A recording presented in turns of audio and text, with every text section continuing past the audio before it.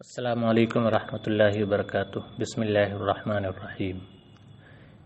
کتاب ملا حسن کا صفحہ نمبر 48 ہے، مجلس برکات کا نسخہ ہے، اور متن کی عبارت ہے وَلَيْسَ الْكُلُّ مِنْ كُلٍّ مِّنْهُمَا بَدِيهِيًّا وَإِلَّا فَأَنْتَ مُسْتَغْنٍ عَنِ النَّظْرِ وَلَا نَظَرِيًّا مُتَوَقِّفًا عَلَى النَّظْرِ۔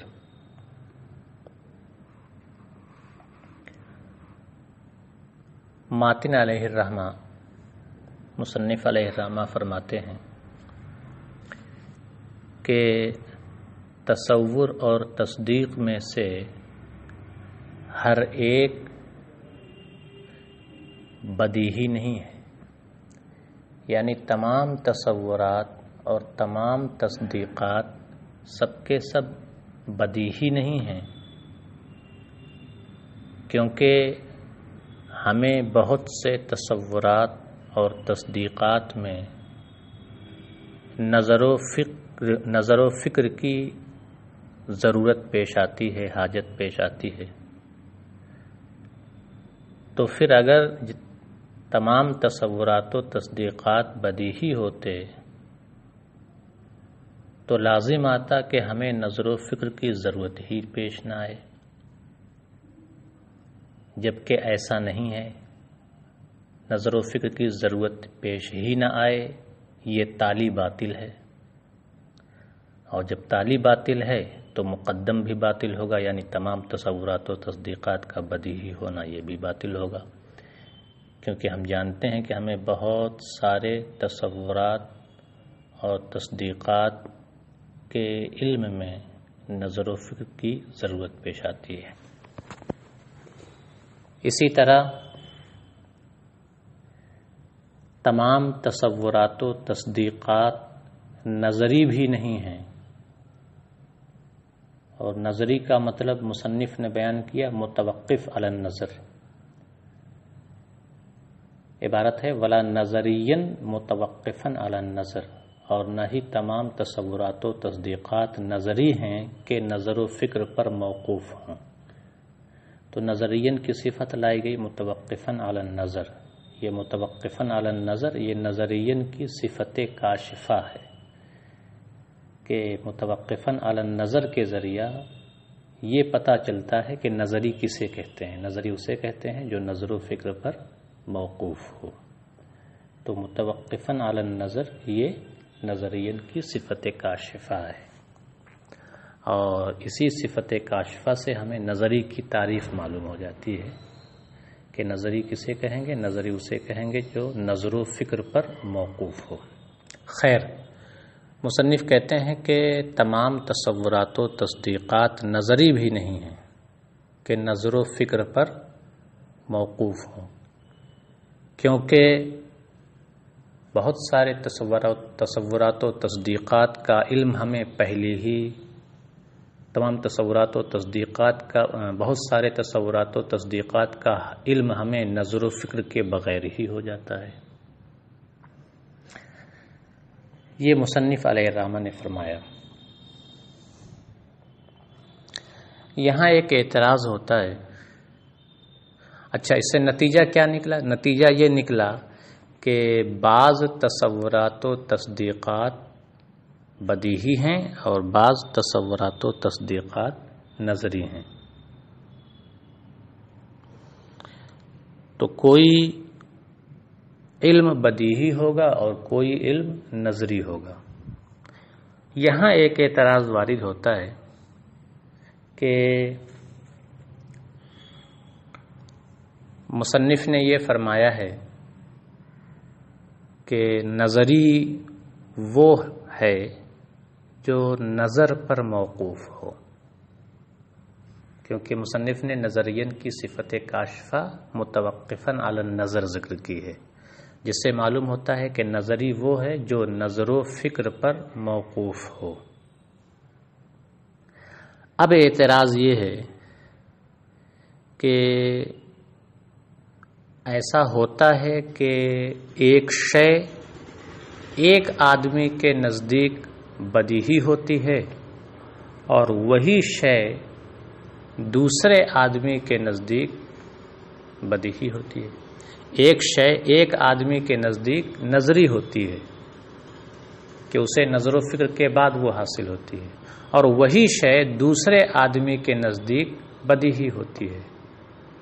جیسے کچھ شخصیات ایسی ہوتی ہیں جنہیں قوت قدسیہ حاصل ہوتی ہے، تو یہ صاحبان قوت قدسیہ یہ وہ لوگ ہیں جن کے نزدیک نظری چیزیں بالکل بدیہی ہوتی ہیں، انہیں ان چیزوں کے حصول کے لیے نظر و فکر کی ضرورت پیش نہیں آتی ہے۔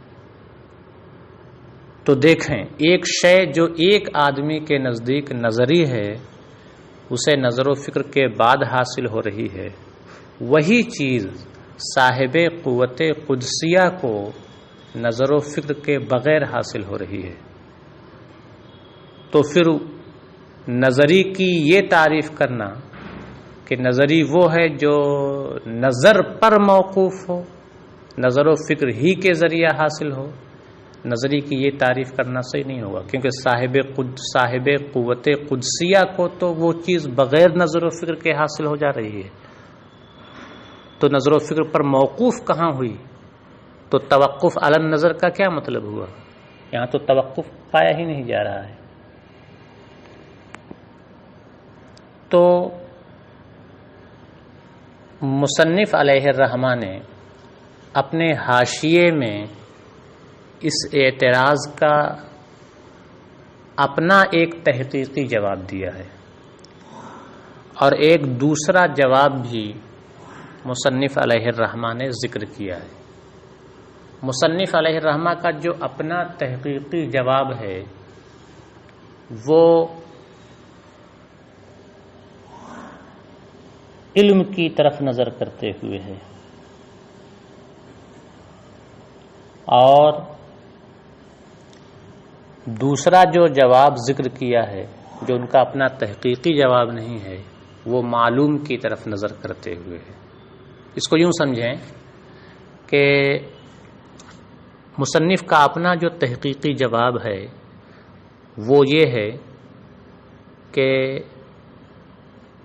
ایک ہی شے ایک آدمی کے نزدیک نظری ہوتی ہے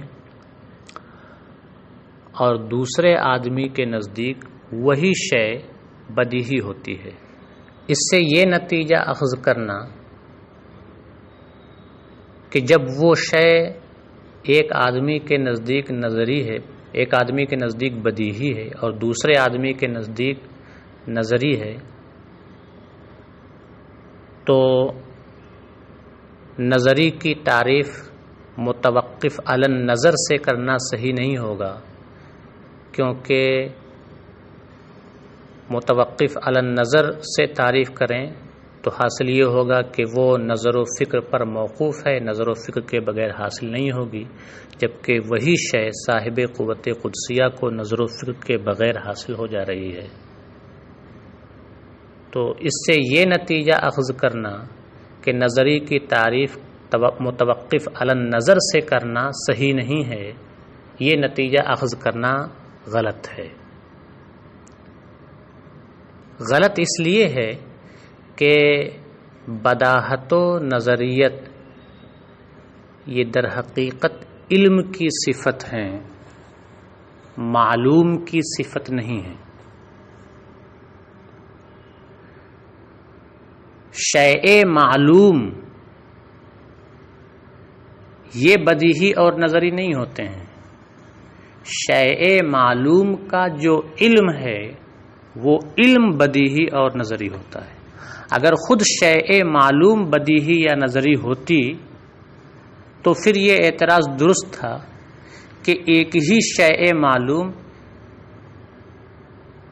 ایک آدمی کے نزدیک نظری ہے اور وہی شیء معلوم صاحب قوت قدسیہ کے نزدیک بدیہی ہے، اسے نظر و فکر کے بغیر حاصل ہو جا رہی ہے۔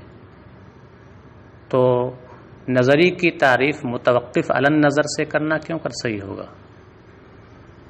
بداہت و نظریت یہ شیء معلوم کی صفت ہے ہی نہیں ہے، بداہت و نظریت تو یہ علم کی صفت ہے، شیء معلوم کا علم صاحب قوت قدسیہ کو ہوا نظر و فکر کے بغیر،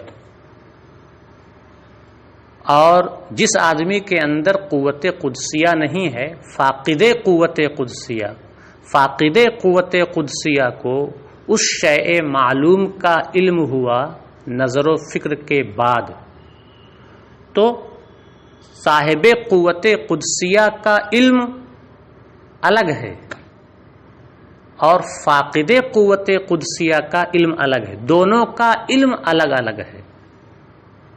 صاحب قوت قدسیہ کا علم یہ نظری ہے ہی نہیں، اور فاقد قوت قدسیہ کا علم نظری ہے۔ فاقد قوت قدسیہ کا علم نظری ہے، اس لیے وہ نظر و فکر کے بعد حاصل ہو رہا ہے، اور صاحب قوت قدسیہ کا علم نظری ہے ہی نہیں، اور جب وہ نظری نہیں ہے تو نظر و فکر کے بغیر حاصل ہو جا رہا ہے۔ تو ایک ہی چیز بدیہی اور نظری نہیں ہوئی۔ آپ کا اعتراض یہ تھا کہ ایک ہی شے کیا ہے؟ بدیہی ہے، اور وہی شے کیا ہے؟ نظری بھی ہے۔ ایسا ہے ہی نہیں۔ صاحب قوت قدسیہ کا علم الگ ہے اور فاقد قوت قدسیہ کا علم الگ ہے، دونوں کا علم الگ الگ ہے۔ فاقد قوت قدسیہ کا جو علم ہے وہ امر مبین ہے، اور فاقد قوت قدسیہ کا علم امر مبین، اور صاحب قوت قدسیہ کا علم امر مبین، دونوں کا الگ الگ علم ہے۔ فاقد قوت قدسیہ کا علم یہ نظری ہے جو نظر و فکر کے بعد حاصل ہو رہا ہے، اور صاحب قوت قدسیہ کا علم نظری ہے ہی نہیں، اس لیے نظر و فکر کے بغیر حاصل ہو جا رہا ہے۔ یہ مصنف علیہ الرحمہ کا اپنا تحقیقی جواب ہے جسے وہ والحق سے بیان کرتے ہیں۔ دوسرا جواب مصنف نے ذکر کیا ہے جو اس اعتراض کا جواب دیا جاتا ہے، وہ معلوم کے اعتبار سے ہے، اور اس جواب کی تقریر یہ ہے کہ ہاں،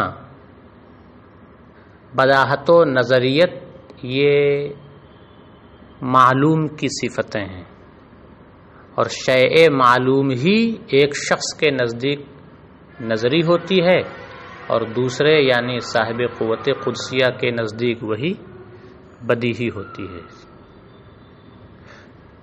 نظری ہوتی ہے ایک شخص کے نزدیک، مطلب نظر و فکر پر موقوف ہوتی ہے۔ تو آپ نے اس سے یہ نتیجہ اخذ کیا کہ جب وہ نظری ہے یعنی متوقف علی النظر ہے، نظر پر موقوف ہے، تو جب وہ شیء معلوم نظر پر موقوف ہے تو صاحب قوت قدسیہ کو بھی نظر و فکر کے بعد ہی حاصل ہونا چاہیے، نظر و فکر کے بغیر حاصل نہیں ہونا چاہیے۔ اور وہ نظری چیز جب صاحب قوت قدسیہ کو بغیر نظر و فکر کے حاصل ہو جا رہی ہے تو پھر نظری کی یہ تعریف کرنا کہ نظری وہ ہے جو نظر و فکر پر موقوف ہو، یہ تعریف کرنا صحیح نہیں ہوگا۔ آپ نے یہ اعتراض کیا۔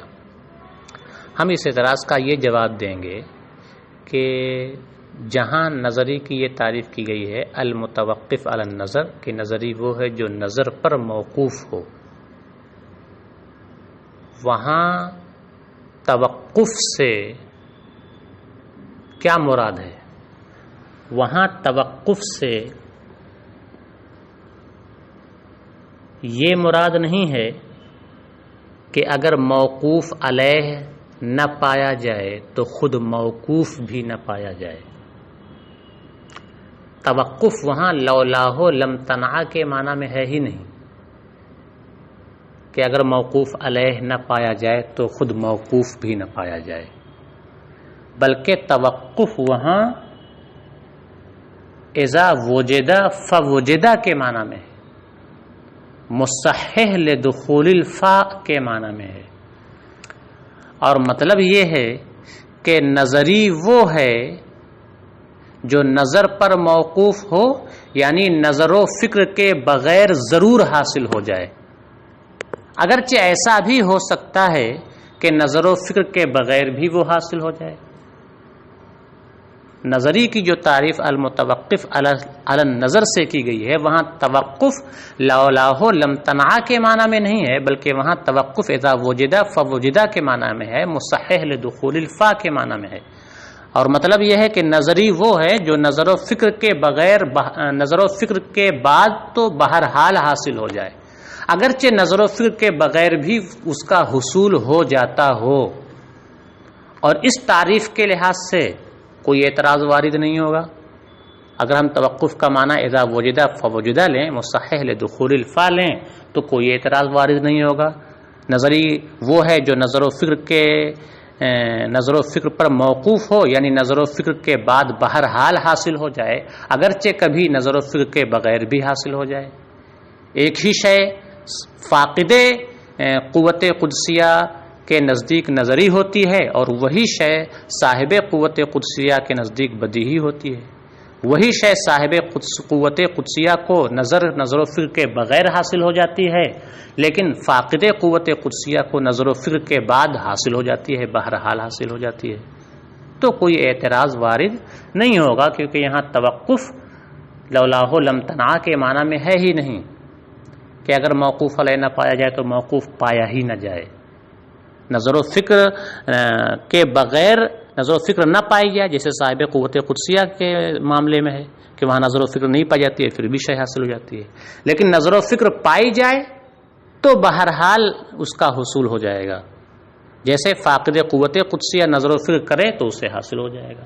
یہ دوسرا اعتراض، یہ اعتراض کا دوسرا جواب جو دیا جاتا ہے اسے مصنف نے ذکر کیا ہے۔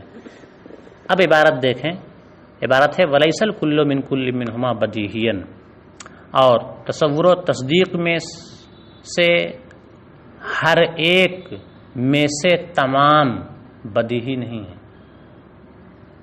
کل بمعنی مجموع لے لیں، وَلَيْسَ الْكُلُّ میں الکل بمعنی المجموع ہے، تو مطلب ہوگا، اور منہما میں ہما ضمیر کا مرجع تصور و تصدیق ہے، تب ترجمہ ہوگا اور تصور و تصدیق میں سے ہر ایک کے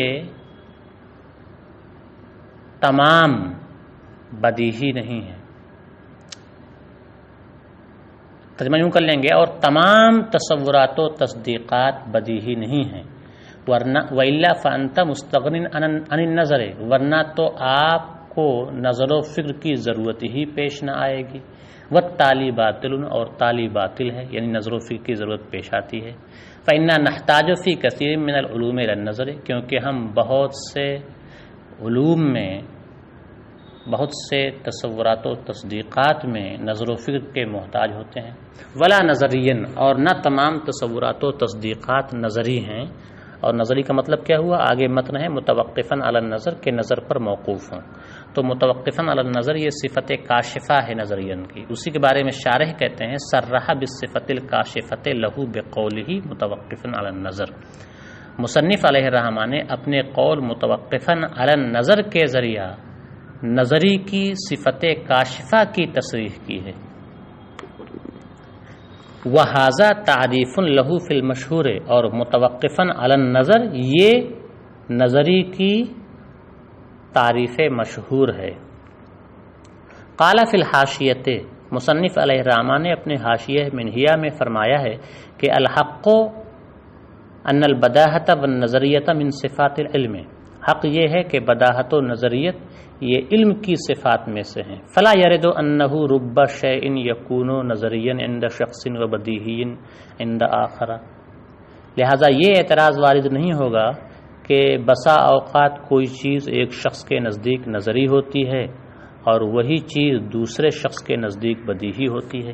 فمن ثم جوزوا لصاحب القوة القدسیۃ ان النظریات بأسرها تصیر بدیہیۃ عنده، اور اسی وجہ سے تو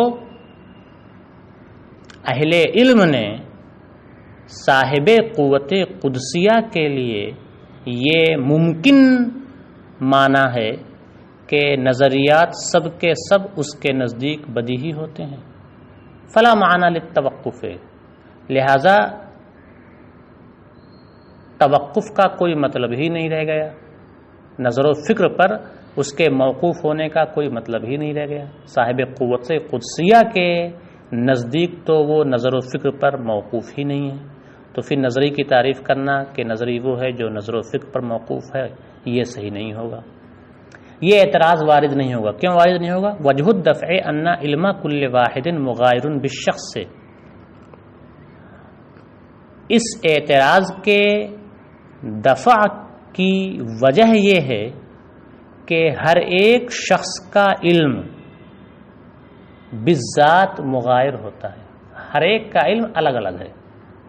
فیجوز ان یتوقف احدہما دون الآخر، تو ایسا ہو سکتا ہے کہ ایک شخص کا علم نظر و فکر پر موقوف ہو نہ کہ دوسرے شخص کا، ایک شخص کا علم نظر و فکر پر موقوف ہو، دوسرے کا علم نظر و فکر پر موقوف نہ ہو۔ یہ جواب ہے، اور جواب کی یہ تقریر اس لحاظ سے ہے کہ بداہت و نظریت یہ علم کی صفت ہے، اور دوسرا جو جواب دیا جاتا ہے وہ اس جہت سے ہے کہ بداہت و نظریت معلوم کی صفت ہے۔ وقد یجاب بالتصرف فی معنی التوقف، اور کبھی توقف کے معنی میں تصرف اور تبدیلی کے ذریعہ جواب دیا جاتا ہے، یعنی یہ کہا جاتا ہے کہ توقف کا وہ معنی نہیں ہے جو آپ نے سمجھا ہے، یعنی لولاہ لم تنع، کہ موقوف علیہ نہ پایا جائے تو موقوف بھی نہ پایا جائے، بلکہ توقف کے معنی میں یہاں تصرف ہے۔ یہاں توقف سے مراد ہے اذا وجد فوجد مصح لدخول الفاء، یعنی جب موقوف علیہ پایا جائے، یعنی نظر و فکر پائی جائے، تو پھر اس نظری کا حصول ہو جائے، موقوف کا حصول بہرحال ہو جائے، اگرچہ موقوف کا حصول موقوف علیہ کے بغیر بھی ہو جاتا ہو۔ انتہا۔ مصنف نے حاشیہ منہیہ میں جو بات ذکر کی ہے وہ یہاں پر مکمل ہو رہی ہے۔ اقول، شارح اقول کے ذریعہ اپنی بات کہہ رہے ہیں۔ شارح مصنف علیہ الرحمہ نے اس اعتراض کا جو پہلا جواب دیا تھا، جو ان کا تحقیقی جواب تھا جسے انہوں نے والحق سے ذکر کیا، اس میں مصنف علیہ الرحمہ نے یہ کہا کہ سچ تو یہ ہے کہ بداہت و نظریت یہ علم کی صفت ہیں۔ تو مصنف کے اس قول سے یہ بات سمجھ میں آتی ہے کہ مصنف یہ کہنا چاہتے ہیں کہ بداہت و نظریت صرف علم کی صفت ہیں، معلوم کی صفت نہیں ہے۔ تو مصنف کی اس عبارت سے یہ سمجھ میں آتا ہے کہ ان کا مذہب یہ ہے کہ بداہت و نظریت یہ علم کی صرف علم کی بالذات صفت ہیں، معلوم کی بالذات صفت نہیں ہے، جبکہ شارح علیہ الرحمہ کا مذہب اور موقف یہ ہے کہ بداہت و نظریت علم کی بھی بالذات صفت ہیں اور معلوم کی بھی بالذات صفت ہیں۔ اس لیے شارح اب اپنی گفتگو کر رہے ہیں اور اپنی گفتگو کے ذریعہ مصنف کا رد کر رہے ہیں، اور کہتے ہیں کہ ایسا نہیں ہے کہ بداہت و نظریت صرف علم کی بالذات صفت ہیں، معلوم کی بالذات صفت نہیں ہے، رد کر رہے ہیں۔ چونکہ مصنف نے جو رد کیا ہے اس رد کی بنیاد ایک قاعدے پر ہے، ایک قاعدہ کلیہ پر ہے، اس لیے مصنف اپنے رد کا تذکرہ کرنے سے پہلے اس قاعدہ کلیہ کا ذکر کرتے ہیں، اس قاعدہ کلیہ کو مصنف بیان کرتے ہیں۔ قاعدہ کلیہ بیان کرتے ہوئے شارح کہتے ہیں کہ اس دنیا میں بہت ساری ماہیتیں پائی جاتی ہیں، بہت ساری طبیعتیں پائی جا رہی ہیں، جیسے طبیعت انسانیہ، انسان یہ ایک ماہیت ہے، ایک حقیقت ہے، ایک طبیعت ہے۔ طبیعت انسانیہ گھوڑے اور مختلف قسم کے جو جانور ہیں یہ سب الگ الگ طبیعتیں ہیں، پھر درخت وغیرہ ہیں، دنیا میں بہت ساری چیزیں ہیں، یہ سب طبیعتیں ہیں۔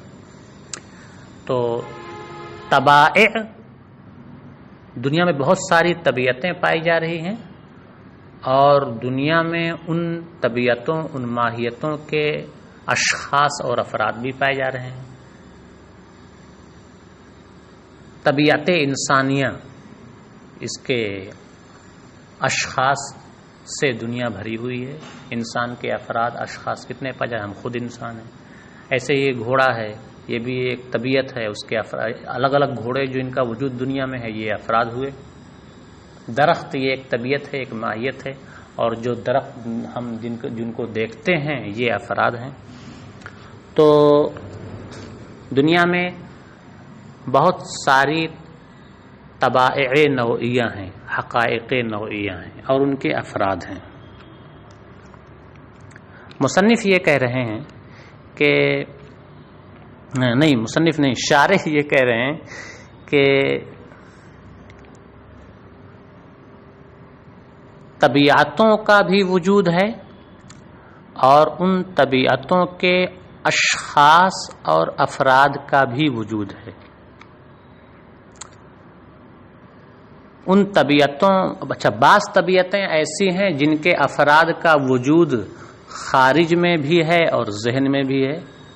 جیسے انسان یہ ایک طبیعت ہے، اس کے افراد خارج میں بھرے پڑے ہوئے ہیں، اور جب ہم ان کا تصور کریں گے، کسی مثلا زید کا تصور کریں تو زید ایک شخص ہے، ایک فرد ہے انسان کا، تو زید کا بھی وجود ہمارے ذہن میں آ گیا.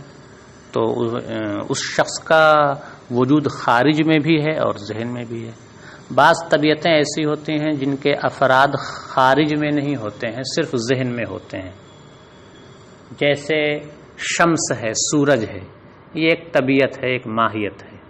خارج میں صرف اس کا ایک ہی فرد خارج میں ہے جو سورج ہے، اور باقی افراد اس خارج میں نہیں ہے، ذہن میں اس کے افراد موجود ہیں. ہم ذہن میں تصور کر سکتے ہیں سورج کے بہت سارے افراد کا. خیر، تو طبائع کا بھی وجود ہے اور ان طبائع کے افراد اور اشخاص کا بھی وجود ہے. شارح کہتے ہیں کہ ان طبیعتوں، ماہیتوں کا وجود ان کے اشخاص و افراد کے وجود پر مقدم ہوتا ہے. سمجھیے گا، طبائع و ماہیات کا وجود اشخاص و افراد کے وجود پر مقدم ہوتا ہے. ماہیتوں کا وجود، ماہیتوں کے وجود کو افراد کے وجود پر تقدم حاصل ہے. اب تقدم کی وضاحت کرتے ہوئے شارح کہتے ہیں تقدم کی کئی قسمیں ہیں. ماہیتوں کا افراد پر جو تقدم ہوتا ہے، یہاں مطلقاً تقدم کی بات نہیں ہو رہی ہے، بلکہ یہاں بات ہو رہی ہے ماہیتوں کا افراد پر جو تقدم ہے اس تقدم کی بات ہو رہی ہے. ماہیتوں کا افراد پر جو تقدم ہوتا ہے اس تقدم کی دو قسمیں ہیں، تقدم طبعی اور تقدم مستتبع محض. یہ دو قسمیں ہوئیں. بلکہ تقدم کی آپ پہلے مطلقاً قسمیں سمجھیں تو تقدم کی مطلقاً تو تین قسمیں ہو جائیں گی، تقدم طبعی، تقدم علی اور تقدم مستتبع محض.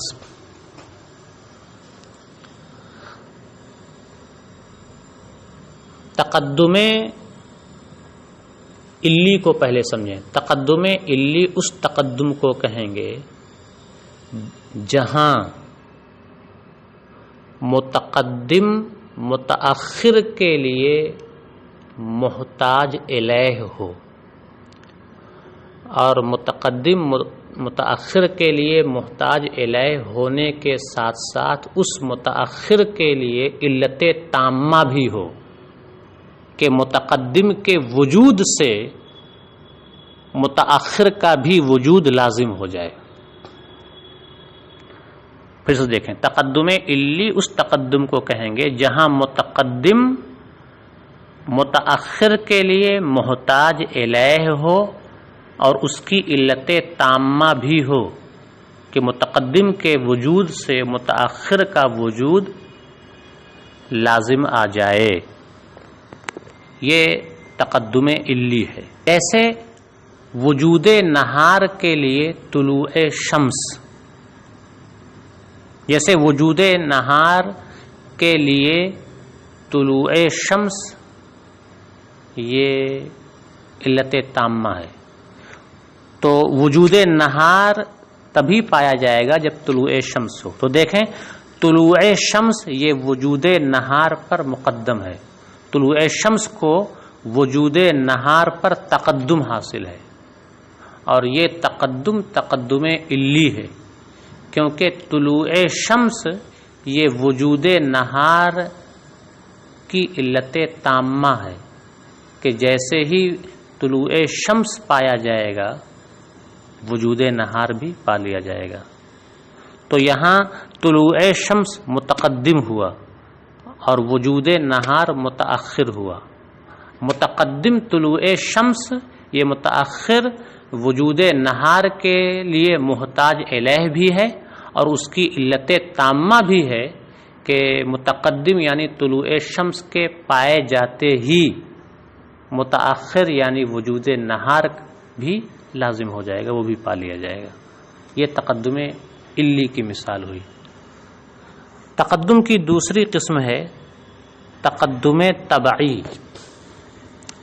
تقدم تبعی اس تقدم کو کہتے ہیں جہاں متقدم متأخر کے لیے محتاج الیہ تو ہو، لیکن متأخر کی علت تامہ نہ ہو بلکہ علت ناقصہ ہو. متقدم متأخر کے لیے محتاج الیہ ہو اور متقدم متأخر کی علت بھی ہو، لیکن علت تامہ نہ ہو کہ متقدم کے پائے جاتے ہی متأخر بھی پا لیا جائے. علت تامہ نہ ہو، علت ناقصہ نہ ہو. یہ ہے تقدم تبعی. جیسے صورت جسمیہ اور حیولہ کے بارے میں آپ پڑھ ہی چکے ہوں گے. کہتے ہیں کہ صورت جسمیہ کی طبیعت و ماہیت، صورت جسمیہ کی طبیعت و ماہیت کا وجود یہ حیولہ کے وجود کے لیے علت ہے. تو جب صورت جسمیہ کی طبیعت و ماہیت یہ علت ہوئی اور حیولہ معلول ہوا اور علت مقدم ہوتی ہے اور معلول مؤخر ہوتا ہے، تو صورت جسمیہ کی طبیعت و ماہیت یہ حیولہ پر مقدم ہوئی، اسے تقدم حاصل ہوا. تو کہتے ہیں کہ صورت جسمیہ کی طبیعت و ماہیت کا وجود یہ حیولہ کے وجود کے لیے علت ہے. اور آگے بڑھیں، یہ بھی کہتے ہیں کہ صورت جسمیہ کی طبیعت و ماہیت نہیں بلکہ صورت جسمیہ کے وجود شخصی کے لیے حیولہ علت ہے. صورت جسمیہ کی ماہیت و طبیعت یہ حیولہ کے لیے علت ہے، اور حیولہ صورت جسمیہ کے وجود شخصی کے لیے علت ہے. تو جب صورت جسمیہ کی ماہیت حیولہ کے لیے علت ہوئی اور صورت جسمیہ کے وجود شخصی کے لیے حیولہ علت ہے، تو صورت جسمیہ کی طبیعت و ماہیت خود صورت جسمیہ کے وجود شخصی کے لیے بھی علت ہو جائے گی، کیونکہ علت کی علت ہوا کرتی ہے. یاد رکھیں، علت کی علت بھی علت ہوتی ہے، اور صورت جسمیہ کے وجود شخصی کے لیے حیولہ علت ہے، اور خود حیولہ کے لیے صورت جسمیہ کی طبیعت و ماہیت علت ہے. تو صورت جسمیہ کی طبیعت و ماہیت خود صورت جسمیہ کے وجود شخصی کے لیے علت ہوئی، لیکن علت تامہ نہیں ہوگی بلکہ علت ناقصہ ہوگی. تو صورت جسمیہ کی ماہیت اور طبیعت کو حیولہ پر تقدم حاصل ہے، اور حیولہ کو صورت جسمیہ کے وجود شخصی پر تقدم حاصل ہے. تو پھر صورت جسمیہ کی ماہیت کو صورت جسمیہ کے وجود شخصی پر بھی تقدم حاصل ہوگا. صورت جسمیہ کی طبیعت و ماہیت کو صورت جسمیہ کے وجود شخصی پر تقدم حاصل ہوگا۔ اب یہ تقدم کون سا ہوگا؟ تقدم علی تو نہیں ہو سکتا ہے، کیونکہ صورت جسمیہ کی طبیعت و ماہیت یہ صورت جسمیہ کے وجود شخصی کے لیے علت تامہ نہیں ہے، بلکہ اس کی علت تو حیولہ ہے۔ ہاں چونکہ حیولہ کی علت خود صورت جسمیہ کی طبیعت و ماہیت ہے، اس لیے صورت جسمیہ کی طبیعت و ماہیت صورت جسمیہ کے وجود شخصی کے لیے علت ناقصہ ضرور ہوگی۔ تو دیکھیں صورت جسمیہ کی طبیعت و ماہیت یہ صورت جسمیہ کے وجود شخصی کے لیے محتاج الیہ ہے، یعنی علت ہے، لیکن علت تامہ نہیں ہے، تو اس پر تقدم طبعی کی تعریف صادقہ رہی ہے۔ تقدم طبعی کسے کہتے ہیں؟ جہاں متقدم متأخر کے لیے محتاج الیہ ہو، علت ہو، لیکن علت تامہ نہ ہو۔ تو صورت جسمیہ کی طبیعت و ماہیت کو صورت جسمیہ کے وجود شخصی پر جو تقدم حاصل ہے وہ ہے تقدم طبعی۔ تقدم کی تیسری قسم ہے تقدم مستتبع محض۔ تقدم مستتبع محض اس تقدم کو کہتے ہیں جہاں متقدم متأخر کے لیے محتاج الیہ نہ ہو، جہاں متقدم متأخر کی نہ تو علت تامہ ہو اور نہ علت ناقصہ ہو۔ متقدم اور متأخر کے درمیان جہاں علیت کا علاقہ بالکل نہ ہو اسے کہتے ہیں تقدم مستتبع محض۔ پھر سے سمجھ لیں، تقدم مستتبع محض اسے کہیں گے جہاں متقدم اور متأخر کے درمیان علیت کا علاقہ نہ ہو، جہاں متقدم متأخر کے لیے محتاج الیہ سرے سے نہ ہو، جہاں متقدم متأخر کی نہ تو علت تامہ ہو نہ علت ناقصہ ہو۔ ہاں وہاں متقدم متبوع ہو اور متأخر کیا ہو؟ تابع ہو، اسے کہتے ہیں تقدم مستتبع محض۔ جیسے ماہیت انسانیہ اور کوئی مشخص و متعین انسان، اس کی مثال کیا ہے؟ ماہیت انسانیہ اور انسان کا کوئی متعین و مشخص فرد، کہ ماہیت انسانیہ یہ مقدم ہے اور انسان کا کوئی متعین و مشخص فرد یہ کیا ہے؟ متأخر ہے۔ تو ماہیت انسانیہ کو انسان کے کسی متعین فرد پر جو تقدم حاصل ہے وہ تقدم مستتبع محض ہے، کہ ماہیت انسانیہ متبوع ہے اور انسان کا وہ متعین و مشخص فرد کیا ہے؟ تابع ہے۔ ماہیت انسانیہ یہ انسان کے فرد کے لیے محتاج الیہ نہیں ہے، علت نہیں ہے، نہ تو علت تامہ ہے اور نہ ہی علت ناقصہ ہے۔ یہ شارح کا کہنا ہے، یہ شارح یہ مثال پیش کر رہے ہیں، اس میں اہل علم کا اختلاف بھی ہے، یہ یاد رکھیے گا۔ شارح یہ کہہ رہے ہیں کہ ماہیت انسانیہ اور انسان کے کسی فرد کے درمیان جو تعلق ہے وہاں وہ علیت کا تعلق نہیں ہے، اور ماہیت انسانیہ کو انسان کے کسی متعین فرد پر جو تقدم حاصل ہے وہ تقدم مستتبع محض ہے، نہ تو تقدم علی ہے اور نہ ہی تقدم ذاتی ہے۔ یہاں اختلاف کی گنجائش ہے، اور آپ حاشیہ دیکھیں گے تو سمجھ میں بھی آئے گا۔ خیر آگے بڑھیں۔ شارح کہتے ہیں کہ نتیجہ یہ نکلا کہ طبیعتوں کا وجود افراد و اشخاص کے وجود پر مقدم ہوتا ہے۔ طبیعتوں کا وجود افراد و اشخاص کے وجود سے سابق ہوتا ہے۔ اب اور آگے بڑھیں۔ طبیعتوں کی کوئی نہ کوئی علت تامہ ہوگی، ایسے ہی افراد و اشخاص کی بھی کوئی نہ کوئی علت تامہ ہوگی، اور ہر معلول اپنی علت پر موقوف ہوا کرتا ہے، ہر معلول اپنی علت تامہ پر کیا ہوتا ہے؟ موقوف ہوتا ہے۔ تو طبیعتوں کی بھی کوئی علت تامہ ضرور ہوگی، ایسے ہی افراد و اشخاص کی بھی کوئی علت تامہ ہوگی۔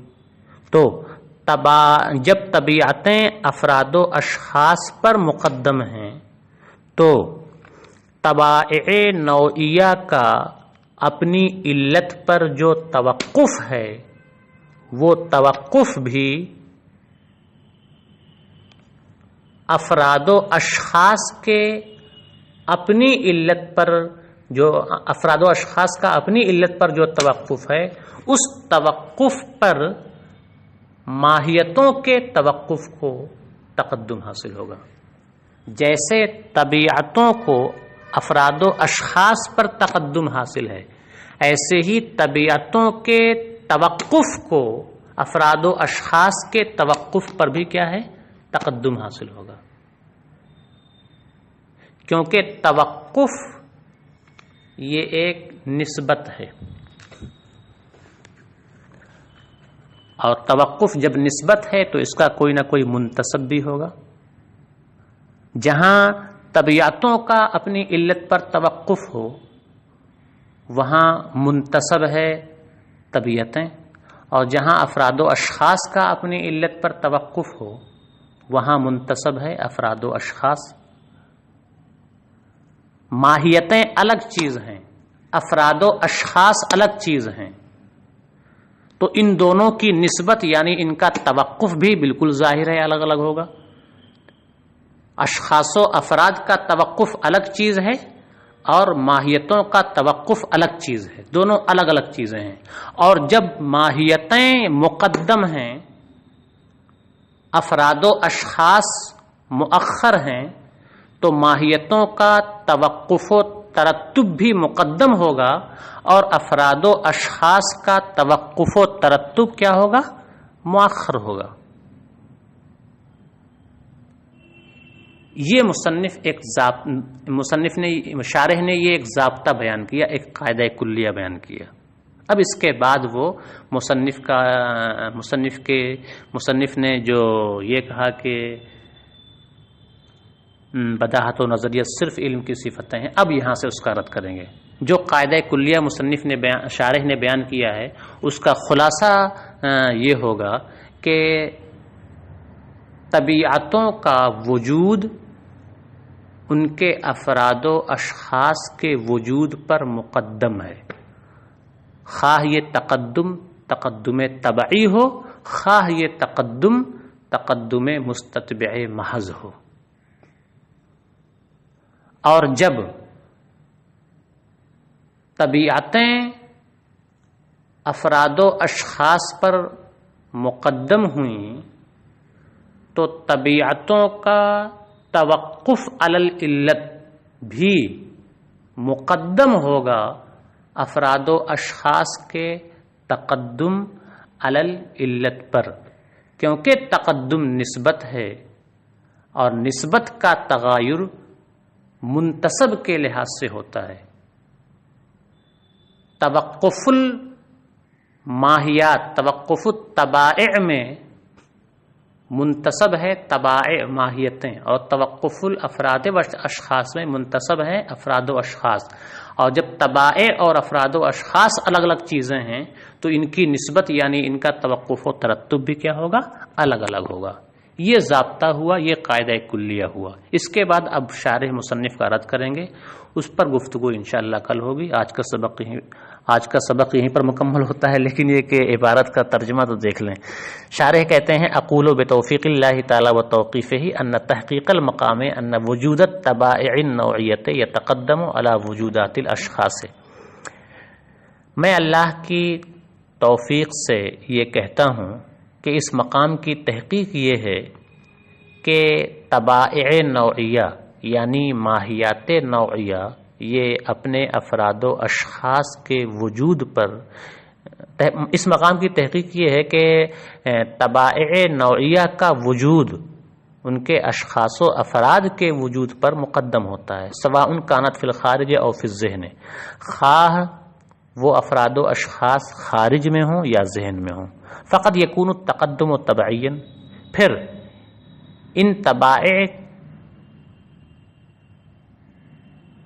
کے وجود کو، افراد و اشخاص کے وجود پر جو تقدم حاصل ہے، یہ تقدم کبھی تو طبعی ہوتا ہے، کما قالوا فی وجود الطبیعت للصورت الجسمیت، جیسا کہ مناطقہ صورت جسمیہ کی طبیعت و ماہیت کے وجود کے سلسلے میں کہتے ہیں، فإنها علت لوجود الحیولۃ، کیونکہ صورت جسمیہ کی طبیعت و ماہیت حیولہ کے وجود کے لیے علت ہے، ووجود الحیولہ علت للوجود الشخصی لتلک الصورت، اور حیولہ کا وجود صورت جسمیہ کے وجود شخصی کے لیے علت ہے، وعلت العلت علت، اور علت کی علت علت ہوا کرتی ہے اگرچہ علت ناقصہ ہو، فیکون وجود و طبیعت الجسمیت علتا لوجود الشخصیت، لہذا صورت جسمیہ کی طبیعت و ماہیت کا وجود صورت جسمیہ کے وجود شخصی کے لیے علت ہوگا۔ وقد یکون تقدم مستتبعا محضن، اور ماہیتوں کا افراد و اشخاص پر جو تقدم ہے، یہ تقدم کبھی مستتبع محض ہوتا ہے، جیسا کہ انسان مطلق کے وجود اور انسان کے ایک متعین و مشخص فرد میں۔ وبالجملۃ یکون الاول اسبق من الثانی، حاصل کلام یہ ہے کہ اول یعنی طبیعتوں کا وجود یہ سابق ہوگا ثانی سے، یعنی افراد و اشخاص کے وجود سے۔ وتوقف الاول علی علتہ وترتبہ علیہا اسبق علی توقف الثانی علی علتہ وترتبہ علیہا، اسی طرح اول یعنی ماہیتوں کا اپنی علت پر توقف و ترتب بھی سابق ہوگا، مقدم ہوگا ثانی یعنی افراد و اشخاص کے اپنی علت پر توقف اور ترتب پر۔ حاصل کلام یہ ہے کہ طبیعتیں اور ماہیتیں افراد و اشخاص سے سابق ہوں گی، اور طبیعتوں اور ماہیتوں کا اپنی علت پر توقف و ترتب بھی اشخاص و افراد کے اپنی علت پر توقف و ترتب سے سابق ہوگا۔ ولا شک ان التوقف والترتب نسبت، اور بلا شبہ توقف اور ترتب نسبت ہیں، وتغایر النسبت بتغایر المنتسبین، اور دو چیزوں کی نسبت کا تغایر منتسبین کے تغایر کے لحاظ سے ہوتا ہے۔ فتوقف وجود الطبیعت علی علتہ امر مغایر لذاتہ لتوقف وجود الشخصیت علیہا، لہذا طبیعت و ماہیت کے وجود کا اپنی علت پر توقف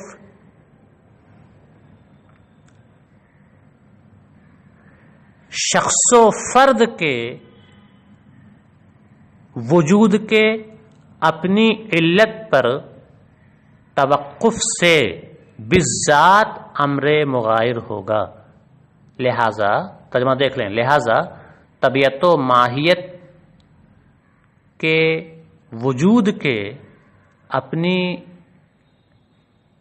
لہذا طبیعت و ماہیت کے وجود کا اپنی علت پر توقف ایک ایسا امر ہے جو بالذات مغایر ہے شخص و فرد کے علت پر، شخص و فرد کے وجود کے علت پر توقف سے۔